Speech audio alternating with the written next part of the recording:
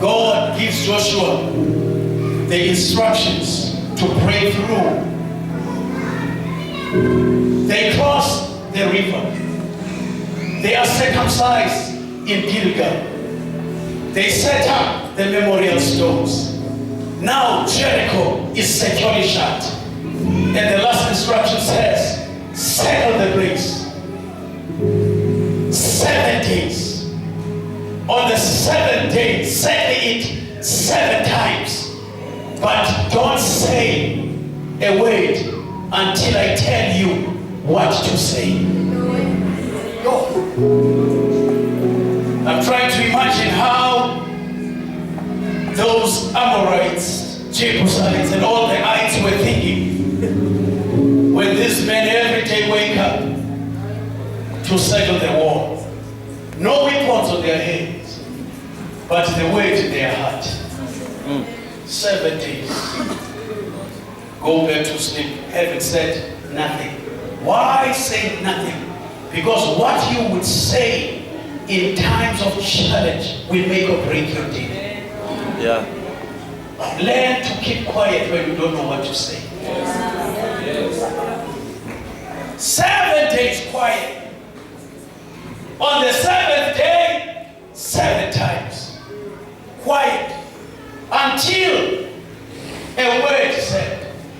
On the 7th day, on the 7th time, don't say a thing, but shout. I don't hear anybody shouting right there.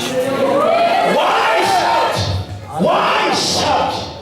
Because it's easy to reason what you say when you can hear it. But when you shout, you can only hear the loud voice, but the fears are silenced. What you're going through, the weapon is the word. The weapon that God gave Israel was the word. No bulldozers, because the word became all that they needed. That is why he didn't say to the wall, come down in the name of Jesus. He says, do nothing of that nature. Just shout, and the walls will come down. That statement alone is challenging. Why? Because we never shouted anywhere before. We crossed the Red Sea because Moses had a rod. We crossed Jordan River because the Ark of the Covenant was ahead of us. Now Jericho, you give us nothing to work with but the word only.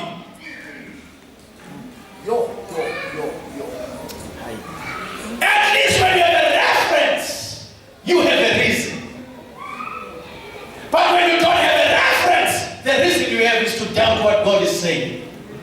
But now why shouting? Because when you shout, you cannot doubt. You're not hearing what I'm saying. There is no way that you can shout and doubt. There is no way you can shout and fear. There is no way you can shout and lack of faith. Once you shout, everything else is silenced. When we come to the presence of God, things that make no sense make their own sense to heaven. Yes. That's right.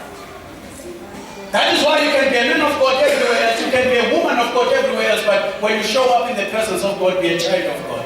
Amen. You cannot come to God as a man of God. You have to come to God as a child of God.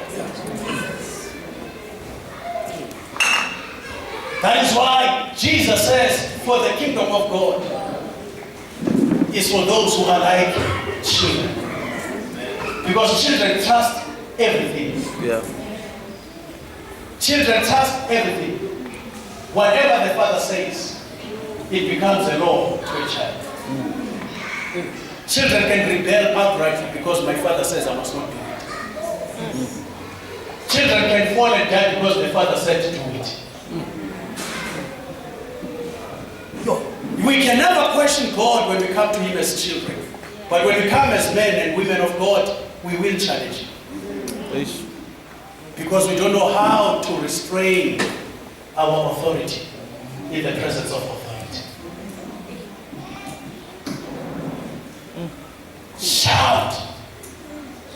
For I have given you the land. What does shouting have to do with the land? Takes obedience. Simple instruction can lead you to major breakthroughs. Sure. You've missed that. Simple instructions from God can lead you to major breakthroughs. That's right. Tell me, how does it make a sense when a man is blind, you say he must apply mud? I'm already blind. You say I must apply mud. Does that not going to make me even more blind? At least if you said I must wash my eyes, that can make a sense. But to say I must put mud on eyes that are already blind, the power is not in the mud. The power is in obedience to the word. That is why we have a lot of strange doctrines today and go to the scriptures, because we think that it was the object, not the subject, that made the difference. Jesus. The power was never in the mud. The power was in the wind. Go. What? Number one, put mud. Makes no sense, but at your weight are we. Go wash. I can't see, say. Go wash. Find water after you applied mud. We don't hear him arguing. He find a way to make it to the water. It's not the object. It's the subject. Stamp me to find water. Wash the mud. I can see. The power is not the mud. The power is not the water. The power is the word.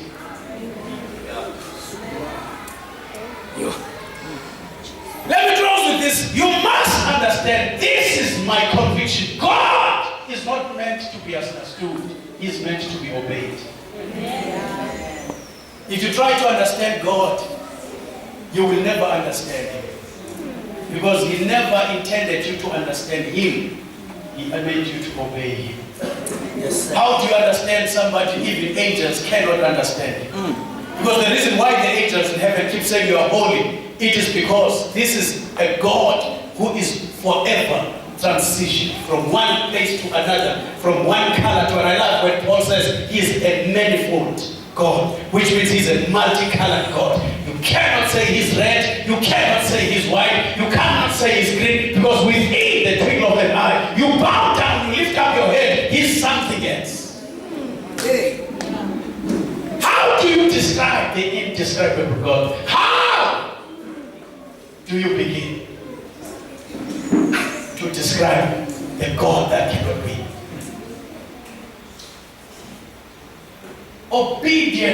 Obedience is your key to your breakthrough.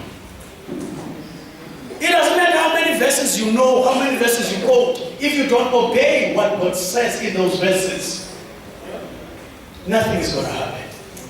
Because the power of God is in the obedience of man to the word of God. And the word becomes flesh. So that which is invisible becomes visible on the basis of obedience. Shall we stand on our feet? Yo. Shall we stand on our feet? If you can just lift up your hands. Oh God. This is the last day of this revival. And God has brought us this far, not to leave us alone, but to continue with us. This is the last day. This is the last day. Just lift up your hands. The presence of God is in this house. Mandala Broko Seterebusha. Just lift up your hands. Rekade Prosotorobusha.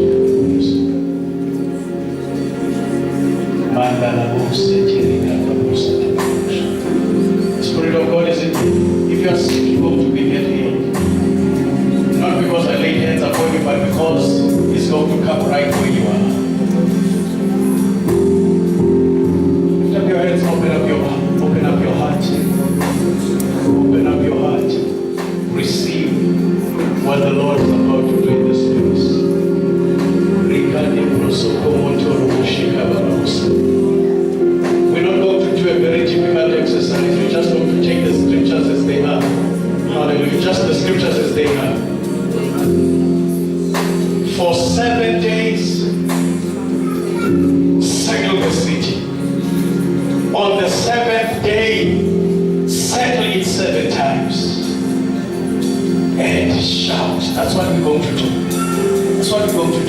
Nothing. Nothing more, nothing less. That's what we're going to do. You know what shouting does? It belittles you. But when it belittles you, it amplifies God. When I say shout, your heart is struggling with it. Do I really have to shout for the presence of God to come? Because that's pride talking. Shouting belittles you, but it magnifies God. Simple instructions, deliverance and power is in obeying simple, meaningless instructions. Yes, sir.